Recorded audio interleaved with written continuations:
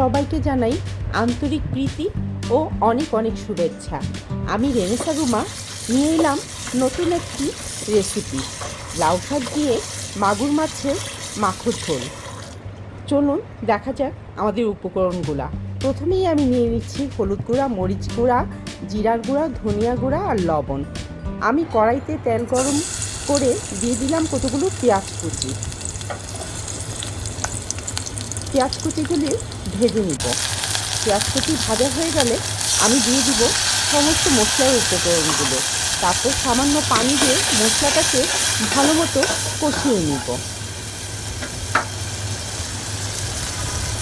মশলা কষানো হয়ে গেলে আমি যখন দেখব ঝোলের ওপর তেল উঠে গেছে, তখন আমি দিয়ে দিব ধুয়ে রাখা মাছগুলো।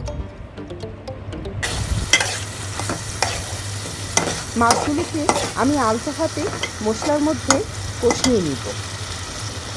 মাছগুলো কষানো হয়ে গেলে উঠিয়ে রেখে আমি লাউ শাকগুলো দিয়ে দিব মশলার মধ্যে। তারপর লাউ শাকগুলোকে আমি উল্টে পাল্টে দিয়ে ঢাকনা দিয়ে ঢেকে দিব সিদ্ধ হওয়ার জন্য।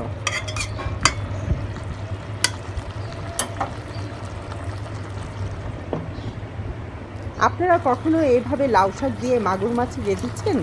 যদি না রেঁধে থাকেন একবার হলেও রেঁধে খাবেন, দেখবেন কি সুস্বাদু হয়। আমি মাছগুলো দিয়ে দিলাম। এরপর আমি সামান্য পানি দিয়ে দিচ্ছি সিদ্ধ হওয়ার জন্য। তারপর ঢাকনা দিয়ে ঢেকে আমি 10 মিনিট অপেক্ষা করলাম। আমার রান্না প্রায় কমপ্লিট, দেখতেই পাচ্ছেন। আমি পরিবেশন করলাম লাউ শাক দিয়ে মাগুর মাছের ঝোল। সবাইকে শুভেচ্ছা, ভালো থাকবেন, আল্লাহ হাফেজ।